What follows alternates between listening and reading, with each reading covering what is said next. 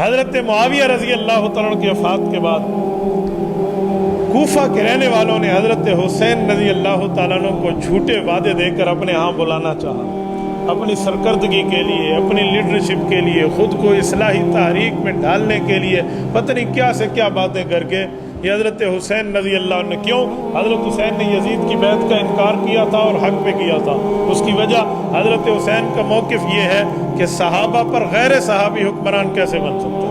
Number 2، صحابہ کرام کی جلیل القدر اکثریت موجود ہے، ان کا جب تک ویریفیکیشن کا فیصلہ نہ ہو غیر صحابی حکمران بن ہی نہیں سکتا۔ ابھی معاملہ انڈر پروسیس ہے، اس کے خلاف ہمیں نکلنا چاہیے۔ اس وجہ سے حضرت حسین مدینہ منورہ سے نکل کے مکہ معظمہ آئے اور 5 سے 6 ماہ یہاں رہے ہیں۔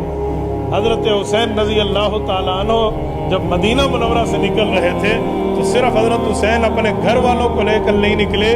خاندان علی المرتضیٰ کو لے کر نکلے، بلکہ خاندان ابو طالب کو لے کر نکلے۔ یہاں مکہ مکرمہ میں حضرت حسین نے 5 – 5.5 ماہ قیام کیا، اور یہاں پر حضرت حسین رضی اللہ تعالیٰ نے دیکھ لیا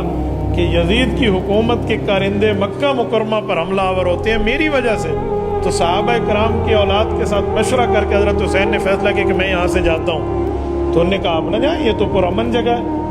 یہاں تو چیونٹی تک کو بھی عمل ہے، گھاس تک نہیں کاٹا جاتا، بلد امین ہے، آپ کو یہاں سے نہیں جانا چاہیے۔ تو حضرت حسین رضی اللہ عنہ نے ایک جو جملہ ارشاد فرمایا ہے نا، اس سے ہمیں بہت سی چیزیں کھلتی نظر آتی ہیں۔ حضرت عثمان غنی رضی اللہ عنہ پہ جب حملہ ہوا تھا مدینہ منورہ میں پچھلے جو میں یہاں بیان کر چکا ہوں، انہوں نے کوئی فوجی لشکر کشی نہیں کی تھی کہ میری ذات کے لیے حضور کے حرم کی عزت پامال نہ ہو۔ تو حضرت حسین نے بھی یہی فرمایا کہ میری ذات کے لیے مکہ المکرمہ کی حرمت اور عزت اور اللہ کے گھر کی جو ہے نا حرم کی عزت پامال ہو، یہ میں بھی نہیں چاہتا۔ تو انہوں نے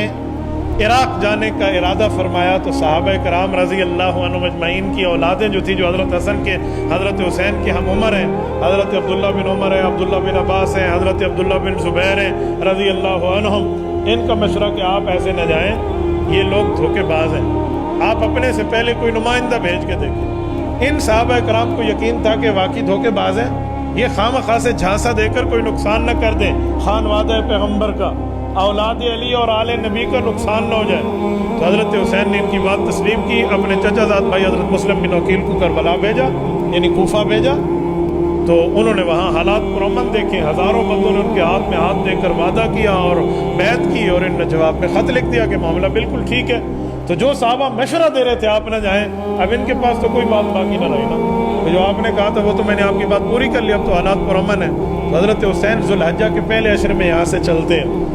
اور جب وہاں راستے میں ہیں تو پتہ چلتا ہے یزید نے گورنر بھی بدل دیا ہے، حضرت مسلم بن عقیل جن کو پہلے بھیجا تھا وہ شہید ہو گئے ہیں، کوفیوں نے دھوکہ دہی کی ہے، اپنے وعدے توڑ دیے ہیں، وعدے کی خلاف ورزی کر کے وہ یزیدی لشکر سے جا ملے، اور وہاں حضرت حسین جب پہنچتے ہیں وہاں ہور ہوتا ہے، ان کی طرف سے آنے والا بڑا قائد وہ روک دیتا ہے کہ آپ نے کوفہ نہیں جانا۔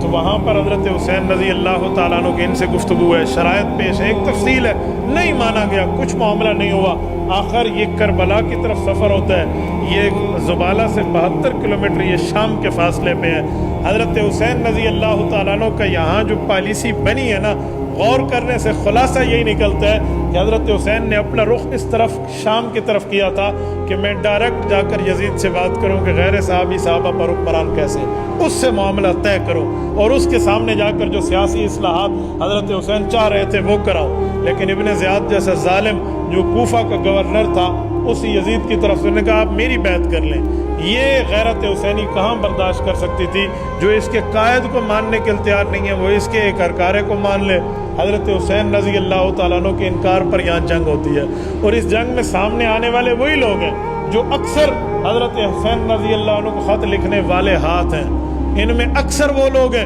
جن نے خط لکھ کے بلایا ہے اور اب یہ سوچ رہے ہیں کہ حضرت حسین تو آ رہے ہیں، ان کے پاس ہمارے خط ہیں، اگر یہ نکل آئے تو مسلم بن عقیل کو اس کے گورنر نے شہید کر دیے تو ہمیں مارے گا۔ اب یہ حضرت حسین کے مخالف ہیں، ان خطوط کی پرواہ نہیں ہے، وعدوں کی پرواہ نہیں ہے، وہاں پہ جنگ ہوتی ہے، اور اس جنگ میں حضرت حسین رضی اللہ تعالیٰ عنہ سمیت حضرت حسین کے 8 بھائی، حضرت علی کی 9 اولادیں وہاں شہید ہوتی ہیں، آل رسول کے 21، 22 یا 18 افراد، 3 روایتیں ہیں، یہ شہید ہوتے ہیں، جن میں 72 افراد شامل ہیں، باقی ان کے حلیف ہیں، دوست ہیں، مددگار ہیں، ناصر ہیں، تعلق والے ہیں، وہ ساتھ ہیں، اور 88 اس لشکر سے قتل ہوتے ہیں۔ ان میں پہلا شہید جو بچوں میں ہے وہ علی الاصغر ہے، جسے عبداللہ کہتے ہیں۔ اس کی عمر 18 دن تھی جب حضرت حسین مکہ مکرمہ جا رہے تھے مدینہ طیبہ سے، 5 ماہ مکہ مکرمہ میں رہے تو یہ 6 ماہ میں داخل تھا۔ اس پر ان لوگوں نے سب سے پہلے تیر مارا ہے۔ آپ اندازہ لگا انصاف کا خون کتنا ختم ہو گیا ہے، ظلم کی انتہا دیکھیں، اس بچے کو تم سے کیا قصور ہے؟ اور ان پر 3 دن تک پانی بند ہے، 7 دریائے فرات ہے، اور اتنا ظلم ہے۔ جس بچے کو جو تیر لگا ہے، میں یہاں جملہ کہتا ہوں اللہ کی قسم،